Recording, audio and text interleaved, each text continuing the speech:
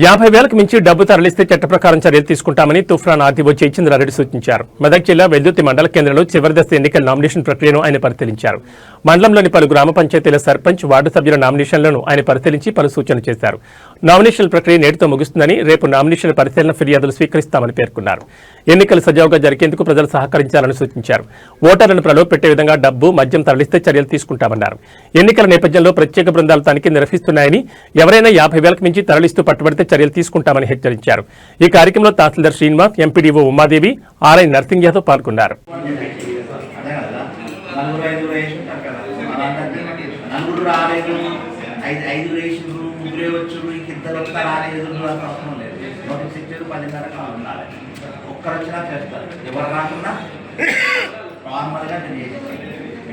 ఏం చేస్తారు? ఇది చదువుకుంటామండి. ఈయన క్యాండిడేట్ ఉంది, కరెక్ట్ కోర్టు జాబితాలో ఉన్నాడు, 10 కోట్ల జాబితాలో డిపాజిట్ ఇచ్చిండు, కరెక్ట్ అన్ని అంత టోటల్ ఎన్ని వచ్చినాయి చెప్పండి. అంతా 91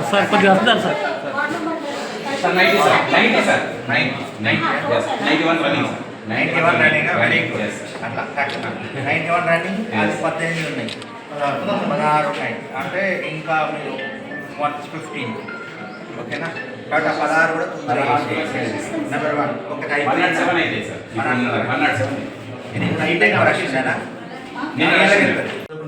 ఇదే అట్లీస్ట్ క్యాస్ట్ సర్టిఫికేట్, ఇది first caste certificate, first caste certificate right ఉంది. క్యాస్ట్ సర్టిఫికేట్ జనరల్ అవసరం లేదు. ఏమంటారు, డిపాజిట్ ఇచ్చారు రైట్, నేర చరిత్ర అఫిడవిట్ అన్ని ఉన్నాయి, అన్ని కాలమ్స్ ని పేరు, ఇది ప్రకటన చేసిర్రు రైట్, అకౌంట్ ఇచ్చేసారు, డిక్లరేషన్ చేసారు, నామినేషన్ కరెక్ట్ గా ఉంది, సంతకాలు చేశారు, ఉన్న అభ్యర్థి ఓటర్ జాబితాలో ఉన్నాడు అండ్ ప్రతిపాదకుడు ఓటర్ జాబితాలో ఉన్నాడు రైట్, యాక్సెప్టెడ్ అంతే రైట్. సెకండ్ యాక్సెప్టెడ్, థర్డ్ ఇట్లా చదువుకుంటామంటే ఓకే పర్లేదు. ఇప్పుడు మీరు అయిపోయిన నామినేషన్ పెట్టరు, ఇది చేసిన నామినేషన్ ఇది చూపించే ముందే ఉంది కదా, అలా అయిపోయింది. కళ్ళ ముందు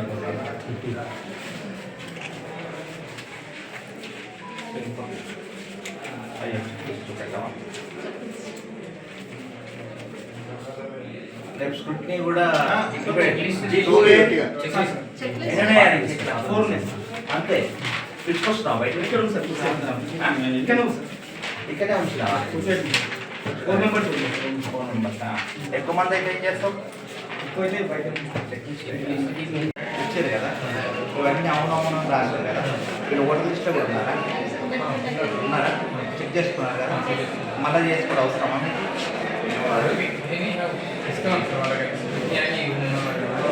ఇస్తున్నారు కదా, స్క్రూటినీ ఉండాలి కంపల్సరీ. వాళ్ళది కరెక్ట్ ఉందో చదువుతూ ఉంది, వాళ్ళు చూడాలి కదా.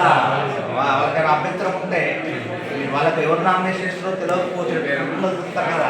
మీరు క్యాండిడేట్ పేరు చదవాలి, ఇప్పుడు క్యాండిడేట్ పేరు చదువుతున్నారు అనుకోండి కదా కదా, ఆయన నామినేషన్ వేసినో తెలియదు, నేను వచ్చి నామినేషన్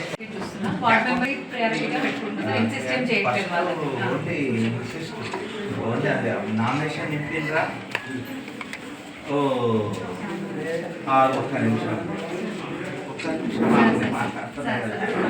నామినేషన్ నింపినారా, అప్డేట్ నింపినారా, డిపాజిట్ ఇచ్చినారా, క్యాస్ట్ సర్టిఫికేట్ ఉందా, అంతే. ఓటర్ లిస్ట్లో పేరు ఉందా, ఇవే ప్రైమరీగా మీరు కొట్టేసేయండి. అంత ఎక్కువ డీటెయిల్స్గా పోకండి, అది ఒరిజినలా, జిరాక్సా, ఇది అని అవసరం లేదు రైట్. అటెస్టేషన్ తీసుకొని పట్ట కొట్టేసి రేపు స్క్రూటినీ ఏం చేస్తారు, ఎట్లా చేస్తారు? అంత లేదు, వెరీ సింపుల్. ఆల్రెడీ చెక్ చేసుకుని మళ్ళీ చెక్ చేయాల్సిన అవసరం లేదు.